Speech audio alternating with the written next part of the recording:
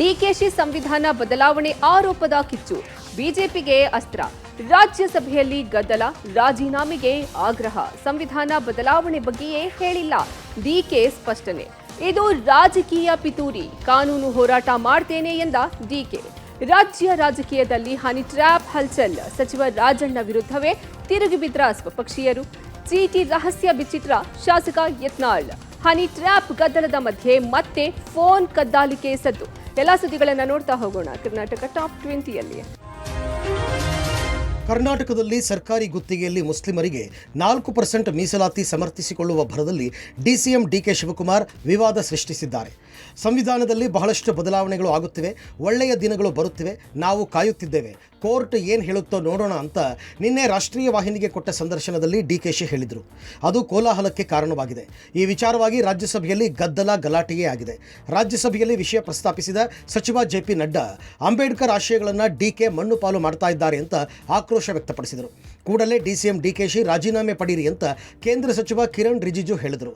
ಇದಕ್ಕೆ ಮಲ್ಲಿಕಾರ್ಜುನ ಖರ್ಗೆ ಕೌಂಟರ್ ಕೊಟ್ಟಿದ್ದಾರೆ. ನಾವೇ ಸಂವಿಧಾನದ ರಕ್ಷಕರು ಅಂತ ಟಕ್ಕರ್ ಕೊಟ್ಟಿದ್ದಾರೆ. Let us see, let us watch, let what court comes out. We have started something. I know that everyone will go to the court. Let us wait for some good day. Good day will come. Lot of changes are there. Constitutions will be changing. There are judgments which alters the constitution also. And Congress party president and the leader of the opposition should answer this question. देश का संविधान जो doctor बाबा साहब अम्बेडकर ने बनाया वो कोई बना नहीं सकता. रिजर्वेशन की आज कांग्रेस फिर मुस्लिम रिजर्वेशन का बात उठा करके बाबा साहब का संविधान का इज्जत को इन्होंने मिट्टी में मिलाने का काम कर रहे हैं. आप हिम्मत है तो डेप्यूटी चीफ मिनिस्टर का इस्तीफा आज ही मांगिए. ಸಂವಿಧಾನ ಬದಲಾವಣೆ ಹೇಳಿಕೆ ತೀವ್ರ ವಿವಾದಕ್ಕೆ ಕಾರಣವಾಗ್ತಾ ಇದ್ದಂತೆ ಡಿಸಿಎಂ ಡಿಕೆಶಿ ಉಲ್ಟಾ ಹೊಡೆದಿದ್ದಾರೆ.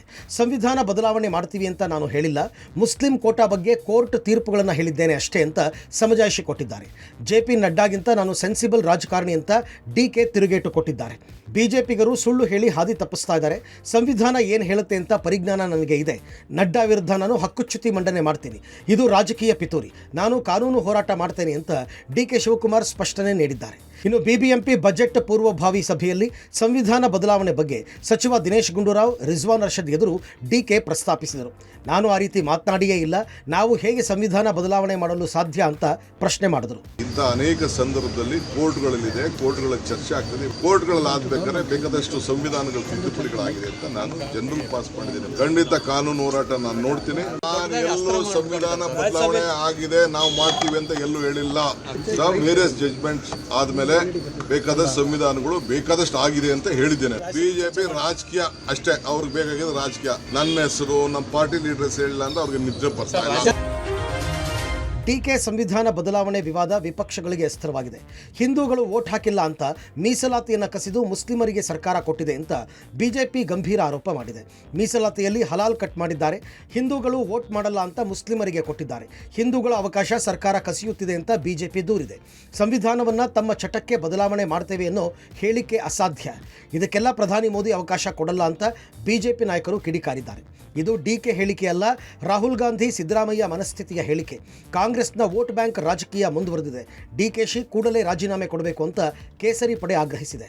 ಒಂದು ರೀತಿ ಹಿಂದೂ ಮತ್ತು ಮುಸಲ್ಮಾನರನ್ನ ಒಡೆಯುವಂತ ಇವರ DNA ಯಲ್ಲೇ ಏನು ಬಂದ್ಬಿಟ್ಟಿದೆ. ಯಾಕಂದ್ರೆ ಇವರು ಬ್ರಿಟಿಷರ ಪಳೆಯೋಳಿಕೆ, ಇವರು ಕಾಂಗ್ರೆಸ್ ಅವರು. ಇದರ ಪ್ರತಿಫಲವಾಗಿ ಇವತ್ತು ಮೀಸಲಾತಿ ಎಂಬ ಒಂದು ಭೂತವನ್ನ ರಾಜ್ಯದ ಹಿಂದೂಗಳ ಮೇಲೆ ಏರ್ತಾ ಇದ್ದಾರೆ. ಇವತ್ತು ಡಿಕೆ ಶಿವಕುಮಾರ್ ಅವರು, ಸಿದ್ದರಾಮಯ್ಯನವರು ಮುಸಲ್ಮಾನರಿಗೆ ಸಂತೃಪ್ತಿ ಪಡಿಸ್ತಕ್ಕಂಥ ನಿಟ್ಟಿನಲ್ಲಿ ಸಂವಿಧಾನ ಬದಲಾವಣೆ ಮಾಡ್ತೇವೆ ಅನ್ನುವ ಹೇಳಿಕೆ ಇದೆಯಲ್ಲ, ಇದು ಪ್ರಜಾಪ್ರಭುತ್ವ ವಿರೋಧಿ, ಸಂವಿಧಾನ ವಿರೋಧಿ ಹೇಳಿಕೆಯನ್ನು ಡಿಕೆ ಶಿವಕುಮಾರ್ ಅವರು ಕಾಂಗ್ರೆಸ್ನವರು ನೀಡಿದ್ದಾರೆ.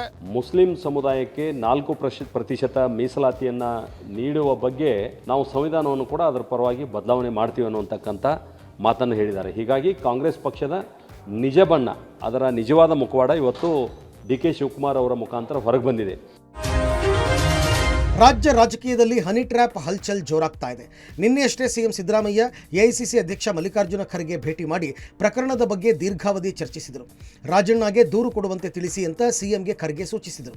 ಆದರೆ ಸಚಿವ ರಾಜಣ್ಣ ಮಾತ್ರ ಈವರೆಗೂ ದೂರು ಕೊಟ್ಟಿಲ್ಲ. ಇನ್ನು ರಾಜಣ್ಣ ಬಹಿರಂಗ ಹೇಳಿಕೆಗೆ ಸ್ವಪಕ್ಷದಲ್ಲಿ ಅಸಮಾಧಾನ ಹೆಚ್ಚಾಗ್ತಾ ಇದೆ. ನಿನ್ನೆ ಸಿಎಂ ಭೇಟಿ ವೇಳೆಯೂ ಖರ್ಗೆ ಗರಂ ಆಗಿದ್ದರು. ಇಂದು ಶಾಸಕ ರಂಗನಾಥ್ ಅಸಮಾಧಾನ ಹೊರಹಾಕಿದ್ದಾರೆ. ಪಕ್ಷ ತಾಯಿ ಇದ್ದ ಹಾಗೆ, ಪಕ್ಷಕ್ಕೆ ಮುಜುಗರ ಮಾಡಬಾರದು, ವಿರೋಧ ಪಕ್ಷದವರಿಗೆ ನಾವು ಆಹಾರ ಆಗಬಾರದು, ನಮ್ಮಲ್ಲಿ ಶಿಸ್ತು ಇರಬೇಕು ಅಂತ ಶಾಸಕ ರಂಗನಾಥ್ ಬೇಸರ ಹೊರಹಾಕಿದ್ದಾರೆ. ಹನಿ ಹುಡುಕಿಕೊಂಡು ಹೋದವರು ಟ್ರ್ಯಾಪ್ ಆಗ್ತಾರೆ, ಸುಮ್ಮನೆ ಇದ್ರೆ ಯಾರು ಬಂದು ಟ್ರ್ಯಾಪ್ ಮಾಡ್ತಾರೆ ಅಂತ ಗುಬ್ಬಿ ಶಾಸಕ ಎಸ್ಆರ್ ವಿಶ್ವನಾಥ್ ವ್ಯಂಗ್ಯವಾಡಿದ್ದಾರೆ. ಹನಿ ಟ್ರ್ಯಾಪ್ ವಿಚಾರವನ್ನ ಪಕ್ಷದ ಚೌಕಟ್ಟಿನಲ್ಲಿ ಚರ್ಚೆ ಮಾಡಬೇಕಿತ್ತು. ಹಾದಿರಂಪ ಬೀದಿರಂಪ ಮಾಡಿದ್ರೆ ಪಕ್ಷ ಇಮೇಜ್ ಕಳೆದುಕೊಳ್ಳುತ್ತೆ ಅಂತ ಎಸ್ಆರ್ ಶ್ರೀನಿವಾಸ್ ಅಸಮಾಧಾನ ವ್ಯಕ್ತಪಡಿಸಿದ್ದಾರೆ. ನಾವೆಲ್ಲ ಜನರಿಂದ ಆಯ್ಕೆ ಆಗಿದ್ದೀವಿ ರೀ. ಅವ್ರೇನು ಅಪೇಕ್ಷೆ ಪಡ್ತಾರೆ ಆ ದಿಕ್ಕಲ್ಲಿ ಹೋಗ್ಬೇಕ್ರಿ. ನಿಮ್ದೇನಾರು ಸಮಸ್ಯೆ ಇದ್ರೆ ಏನು ನಮ್ಮ ಪಾರ್ಟಿಗಳ ಚೌಕಟ್ಟಲ್ಲಿ ಕೂತ್ಕೊಂಡು ಮುಖ್ಯಮಂತ್ರಿಗಳು ಸಮರ್ಥರಿದ್ದಾರೆ, ಅವ್ರ ಹತ್ರ ಹೇಳ್ಕೊಳ್ಳಿ. ಪಾರ್ಟಿಗೆ ಮುಜುಗರಗಳಾಗಬಾರ್ದು, ಪಾರ್ಟಿ ಶಿಸ್ತಲ್ಲಿ ಹೋಗ್ತಾ ಇರಬೇಕು. ಹನಿ ಟ್ರಾಪ್ ನನಗೆ ಹೆಂಗೆ ಗೊತ್ತಾಗುತ್ತೆ? ಹನಿ ಹುಡುಕಿ ಹೋದರೆ ಟ್ರಾಪ್ ಆಗ್ತಾರೆ ಅಲ್ವಾ? ಅದು ಹೆಂಗಾಗ್ಬಿಡ್ತಾರೆ ಸುಮ್ಮನೆ, ಅದು ಏನೋ ಗೊತ್ತಿಲ್ಲ. ಈ ಟ್ರಾಪ್ ಆಗಬೇಕು ಅಂದರೆ ಹನಿ ಹುಡುಕಿ ಹೋದರೆ ತಾರೆ ಟ್ರಾಪ್ ಆಗೋದು. ನಾನು ಸುಮ್ಮನೆ ಇದ್ರೆ ಅಂತಕ್ಕೆ ಬಂದು ಯಾರು ಟ್ರಾಪ್ ಮಾಡ್ತಾರೆ? ಹೆಂಗೆ ಮಾಡೋಕ್ಕಾಗುತ್ತೆ? ಹನಿ ಟ್ರ್ಯಾಪ್ ಪ್ರಕರಣವನ್ನು ಸಿಐಡಿ ಅಥವಾ ಎಸ್ಐಟಿಗೆ ವಹಿಸಲು ಸರ್ಕಾರ ಚಿಂತನೆ ನಡೆಸಿದೆ. ಈ ಬಗ್ಗೆ ಪ್ರತಿಕ್ರಿಯೆ ನೀಡಿದ ಗೃಹ ಸಚಿವ ಪರಮೇಶ್ವರ್, ರಾಜಣ್ಣ ದೂರು ಕೊಡದೆ ನಾನೇನು ಮಾಡಲಿ, ಎಫ್ಐಆರ್ ಆಗದೆ ತನಿಖೆಗೆ ಕೊಡಲು ಬರಲ್ಲ, ರಾಜಣ್ಣ ಏನು ಮಾಡ್ತಾರೋ ನೋಡೋಣ ಅಂತ ಹೇಳಿದ್ದಾರೆ. ಇನ್ನು ಹನಿ ಟ್ರ್ಯಾಪ್ ಯತ್ನ ಕೇಸ್ನ ಚರ್ಚೆ ಜೋರಾಗ್ತಾ ಇದ್ದಂತೆ ಸಚಿವ ಸತೀಶ್ ಜಾರಕಿಹೊಳಿ ದೆಹಲಿ ಪ್ರವಾಸ ಕುತೂಹಲ ಮೂಡಿಸಿದೆ. ದೆಹಲಿಗೆ ತೆರಳಿ ಹೈಕಮಾಂಡ್ ನಾಯಕರ ಭೇಟಿಯಾಗಿ ಏನೆಲ್ಲ ಚರ್ಚೆ ನಡೆಸಬಹುದು ಎಂಬ ಕೌತುಕ ಹೆಚ್ಚಾಗಿದೆ. ಸಚಿವೆ ಲಕ್ಷ್ಮೀ ಹೆಬ್ಬಾಳ್ಕರ್ ಮಾತನಾಡಿ, ರಾಜಣ್ಣ ದೂರು ನೀಡುವ ಬಗ್ಗೆ ಗೊತ್ತಿಲ್ಲ, ಸತೀಶ್ ಜಾರಕಿಹೊಳಿ ವೈಯಕ್ತಿಕ ಕೆಲಸಕ್ಕೆ ದೆಹಲಿಗೆ ಹೋಗಿರಬಹುದು, ನಾನು ಮುಂದಿನ ವಾರ ದೆಹಲಿಗೆ ಹೋಗ್ತೀನಿ ಅಂತ ಹೇಳಿದ್ದಾರೆ. ಈ ನಡುವೆ ಕರ್ನಾಟಕದ ಹಿರಿಯ ಸಚಿವರು, ಶಾಸಕರು, ರಾಜಕೀಯ ನಾಯಕರು ಹಾಗೂ ನ್ಯಾಯಾಧೀಶರು ಸೇರಿದಂತೆ 48 ಜನ ಹನಿ ಟ್ರ್ಯಾಪ್ ಬಲೆಯಲ್ಲಿ ಸಿಲುಕಿದ್ದಾರೆ ಎಂಬ ಆರೋಪ ಕೇಳಿಬಂದಿದೆ. ಇದರ ಬೆನ್ನಲ್ಲೇ ಸುಪ್ರೀಂ ಕೋರ್ಟ್ಗೆ ಸಾರ್ವಜನಿಕ ಹಿತಾಸಕ್ತಿ ಅರ್ಜಿ ಸಲ್ಲಿಸಲಾಗಿದೆ. ಸಿಜೆಐ ಸಂಜೀವ್ ಖನ್ನಾ ನೇತೃತ್ವದ ಪೀಠ ವಿಚಾರಣೆಯನ್ನು ಕೈಗೆತ್ತಿಕೊಳ್ಳಲಿದೆ. ನಾಳೆ ವಿಚಾರಣೆ ನಡೆಯುವ ಸಾಧ್ಯತೆಗಳು ಹೆಚ್ಚಾಗಿದೆ. ಕೊಡಬೇಕಲ್ಲ, ಅವರು ಕೊಟ್ಟರೆ ತಾನೇ ನಾವು ಕಾಸ್ ಆಫ್ ಆ್ಯಕ್ಷನ್ ಬೇಕಲ್ಲ. Unless there is N FIR ನಾವು ಯಾವುದನ್ನೇ ತನಿಖೆಯನ್ನು ಮಾಡೋಕ್ಕೆ ಬರೋದಿಲ್ಲ.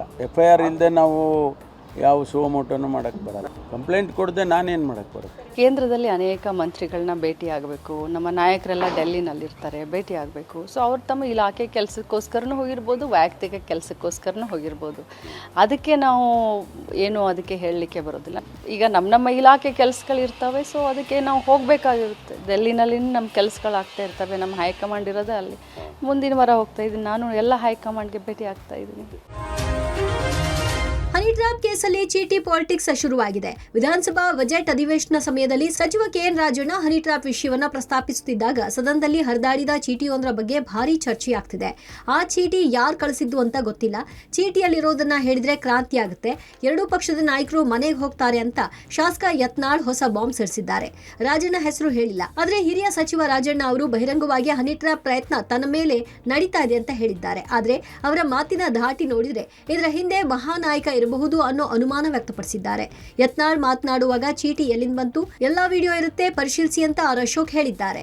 ಆ ಚೀಟಿಯಲ್ಲಿ ಬರೆದಂಥದ್ದು ಏನಾದರೂ ಹೇಳೋದಂದ್ರೆ ಎರಡೂ ಪಕ್ಷದಲ್ಲಿ ದೊಡ್ಡ ಕ್ರಾಂತಿ ಆಗ್ತದೆ. ಅದಕ್ಕೆ ಎರಡೂ ಪಕ್ಷದ ನೇತಾರರು ಅದರ ಚೀಟಿಯ ಹಿನ್ನಡೆ ಇದೆ ಅನ್ನೋಂಥದ್ದು ಯಾರೋ ಕಳಿಸಿದ್ರು. ಅದು ಯಾರು ಕಳಿಸಿದ್ರು, ಸಚಿವರು ಕಳಿಸಿದ್ರು, ನಮ್ಮ ಪಾರ್ಟಿಯವರು ಯಾರು ಕಳಿಸಿದ್ರು ಗೊತ್ತಾಗಲಿಲ್ಲ. ರಾಜಣ್ಣವ್ರ ಹೆಸರು ಹೇಳಿಲ್ಲ, ಆದರೆ ಆ ಹೆಸರು ಅವರು ಹೇಳುವಂಥ ಸಂಕೇತಗಳು ನೋಡಿದ್ರೆ ಕರ್ನಾಟಕದ ಒಬ್ಬ ಮಹಾನ್ ನಾಯಕ ಇರ್ಬೋದು ಅಂತ ನನಗೆ ಅನ್ನಿಸ್ತದೆ. ಮುಂದಿನ ದಿವಸನಾಗ ಅವ್ರು ಕಳಿಸಿದಂಥ ಚೀಟಿಯೊಳಗೆ ಏನಿತ್ತು ಅನ್ನೋದು ಅದ್ರದ್ದು ಅರ್ಥ ನೋಡಿಬಿಟ್ರೆ ಎರಡೂ ಪಾರ್ಟಿಯ ಮಹಾನ್ ನಾಯಕರು ಮನೆಗೆ ಹೋಗ್ಬೇಕಾಗ್ತದೆ. ಚೀಟಿ ಹೆಂಗ್ ಬಂತು, ಆ ಗ್ರೀನ್ ಚೀಟಿ ಎಲ್ಲಿಗೋಯ್ತು, ಅದೆಲ್ಲ ಇದರಲ್ಲಿದೆ.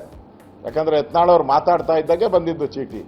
ಅವ್ರನ್ನ ಫೋಕಸ್ ಮಾಡ್ತಾನೆ ಇರ್ತಾರೆ, 100% ಫೋಕಸ್ ಮಾಡ್ತಾ ಇರ್ತಾರೆ. ಅದರಿಂದ ಅದೆಲ್ಲ ತಗಂದ್ರೆ ಗೊತ್ತಾಗ್ತೈತೆ. ಅದ್ರಲ್ಲಿ ಮುಚ್ಚುಮರೆ ಪ್ರಶ್ನೆನೇನು? ಹನಿ ಟ್ರ್ಯಾಪ್ ಗದ್ದಲದ ಮಧ್ಯೆ ರಾಜ್ಯ ರಾಜಕಾರಣದಲ್ಲಿ ಮತ್ತೆ ಫೋನ್ ಕದ್ದಾಲಿಕೆ ಸದ್ದು ಮಾಡ್ತಿದೆ. ಕೆಲ ಸಚಿವರು, ಶಾಸಕರ ಫೋನ್ ಟ್ಯಾಪಿಂಗ್ ಆರೋಪ ಕೇಳಿಬಂದಿದೆ. ಸಿಎಂ ಸಿದ್ದರಾಮಯ್ಯಗೆ ಕೆಲ ಶಾಸಕರು ಸಚಿವರಿಂದ ಮೌಖಿಕ ದೂರು ನೀಡಿದ್ದಾರೆ ಎನ್ನಲಾಗಿದೆ. ನಮಗೂ ಭಯ ಆಗುತ್ತೆ, ಏನ್ ಮಾತನಾಡೋದಕ್ಕೂ ಭಯ, ನಮ್ ಫೋನ್ ಟ್ಯಾಪ್ ಆಗ್ತಿದೆ ಅಂತ ಕೆಲವರು ಮೌಖಿಕವಾಗಿ ಅಳಲು ತೋಡ್ಕೊಂಡಿದ್ದಾರಂತೆ. 2 ದಿನಗಳ ಹಿಂದೆಯೇ ಮನವಿ ಮಾಡಿರುವ ಕೆಲ ಶಾಸಕರು ಸಚಿವರಿಗೆ ಫೋನ್ ಟ್ಯಾಪಿಂಗ್ ವಿಚಾರದ ಬಗ್ಗೆ ಗಮನ ಹರಿಸಿದ ಗಂಭೀರವಾಗಿ ಪರಿಗಣಿಸುವುದಾಗಿ ಸಿಎಂ ಭರವಸೆ ನೀಡಿದ್ದಾರೆ ಎನ್ನಲಾಗಿದೆ. ಈ ಬಗ್ಗೆ ಪ್ರತಿಕ್ರಿಯಿಸಿದ ಗೃಹ ಸಚಿವ ಜಿ ಪರಮೇಶ್ವರ್, ಫೋನ್ ಟ್ಯಾಪಿಂಗ್ ಬಗ್ಗೆ ನನಗೆ ಗೊತ್ತಿಲ್ಲ, ನನ್ನ ಹತ್ರ ಯಾರೂ ಬಂದಿಲ್ಲ, ಯಾರೂ ದೂರು ಕೊಟ್ಟಿಲ್ಲ, ದೂರು ಕೊಟ್ಟರೆ ಕ್ರಮ ಕೈಗೊಳ್ಳುವುದಾಗಿ ಸ್ಪಷ್ಟಪಡಿಸಿದ್ರು. ಆದರೆ ಈಗಲೂ ನಂದು ಕುಮಾರಸ್ವಾಮಿ ಅವರದು ಫೋನ್ ಟ್ಯಾಪ್ ಆಗ್ತಿದೆ ಅಂತ ವಿಪಕ್ಷ ನಾಯಕ ಅಶೋಕ್ ಬಾಂಬ್ ಸಿಡಿಸಿದ್ರು. ಸರಿ, ಸಚಿವರು ಮತ್ತು ಶಾಸಕರದು ಕದ್ದಾಲಿಕೆ ಆಗ್ತಿದೆ ಗೊತ್ತಿಲ್ಲ ನನಗೆ. ಯಾರು ದೂರು ಕೊಟ್ಟಿಲ್ಲ ನಮ್ಮ ಹತ್ರ ಯಾರು ದೂರು ಕೊಟ್ಟಿಲ್ಲ. ದೂರು ಬಂದ್ರೆ ಅದಕ್ಕೇನು ಕ್ರಮ ತಗೋಬೇಕು ಅದು ತಗೊಳ್ತಾರೆ. ಎಲ್ಲಾರ್ದು ಎಲ್ಲಾ ವಿರೋಧ ಪಕ್ಷದವ್ರದ್ದು ಕೂಡ ಆಗ್ತಾ ಇದೆ. ಇದರ ಬಗ್ಗೆ ಕುಮಾರಸ್ವಾಮಿ ಅವರು ಅವ್ರ ಸರ್ಕಾರ ಬಂದಾಗಿಂದ ಮಾಡ್ತಾ ಇದ್ದಾರೆ. ಕುಮಾರಸ್ವಾಮಿ ಅವರು ಹೇಳಿದ್ದಾರೆ, ನಾನು ಆ ಸಂದರ್ಭದಲ್ಲಿ ಹೇಳಿದ್ದೀನಿ. ಎಲ್ಲರದನ್ನು ಕೂಡ ಹೌದು 2 ವರ್ಷದಿಂದ ಮಾಡ್ತಾನೆ ಇದ್ದಾರೆ. ಹೆಸರುಘಟ್ಟದಲ್ಲಿ ಉದ್ಯಮಿ ಲೋಕನಾಥ್ ಕೊಲೆ ಪ್ರಕರಣಕ್ಕೆ ರೋಚಕ ತಿರುವು ಸಿಕ್ಕಿದೆ. ಅತ್ತೆಯಿಂದಲೇ ಉದ್ಯಮಿ ಹೆಣವಾಗಿದ್ದಾನೆ. ಕಳೆದ ಡಿಸೆಂಬರ್ನಲ್ಲಿ ರಿಯಲ್ ಎಸ್ಟೇಟ್ ಉದ್ಯಮಿ ಶಿವಕುಮಾರ್ ಹೇಮಾ ದಂಪತಿಯ ಪುತ್ರಿ ಯಶಸ್ವಿನಿ ಎಂಬುವರನ್ನ ಲೋಕನಾಥ್ ಮದುವೆಯಾಗಿದ್ರು. ಆದರೆ ಯಶಸ್ವಿನಿಗೆ ಮದುವೆ ಆಗುವಂತೆ ಲೋಕನಾಥ್ ಬ್ಲಾಕ್ ಮೇಲ್ ಮಾಡಿದ್ರಂತೆ. ಮರ್ಯಾದೆಗೆ ಅಂಜಿದ ಯಶಸ್ವಿನಿ ಪೋಷಕರು ಮದುವೆ ಮಾಡಿಸಿದ್ರಂತೆ. ಇದರಿಂದ ನೊಂದ ಯಶಸ್ವಿನಿ ತಾಯಿ ಅಳಿಯನ ಕೊಲೆಗೆ ಸ್ಕೆಚ್ ಹಾಕಿದ್ರು. ಮಾರ್ಚ್ 22ರಂದು ಬಿಜಿಎಸ್ ಲೇಔಟ್ನಲ್ಲಿ ನಿರ್ಮಾಣ ಹಂತದ ಕಟ್ಟಡದಲ್ಲಿ ಗಂಡ ಹೆಂಡತಿ ಪಾರ್ಟಿ ಮಾಡ್ತಿದ್ರು. ಜೊತೆಯಲ್ಲಿದ್ದ ಗನ್ಮ್ಯಾನ್ಗೆ ಏನೋ ತರೋದಕ್ಕೆ ಹೊರಗೆ ಕಳಿಸಿದ್ದಾರೆ. ಈ ವೇಳೆ ಲೋಕನಾಥ್ಗೆ ಊಟದಲ್ಲಿ ನಿದ್ದೆ ಮಾತ್ರೆ ಹಾಕಿದ್ದಾರೆ. ಲೋಕನಾಥ್ ನಿದ್ದೆಗೆ ಜಾರ್ತಿದ್ದಂತೆ ಕುತ್ತಿಗೆ ಕೊಯ್ದು ಯಶಸ್ವಿನಿ ತಾಯಿ ಮರ್ಡರ್ ಮಾಡಿದ್ದಾರೆ. ಸದ್ಯ ಅಮ್ಮ ಮಗಳನ್ನ ವಶಕ್ಕೆ ಪಡೆದು ಸೋಲದೇವನಹಳ್ಳಿ ಪೊಲೀಸರು ವಿಚಾರಣೆ ನಡೆಸಿದ್ದಾರೆ.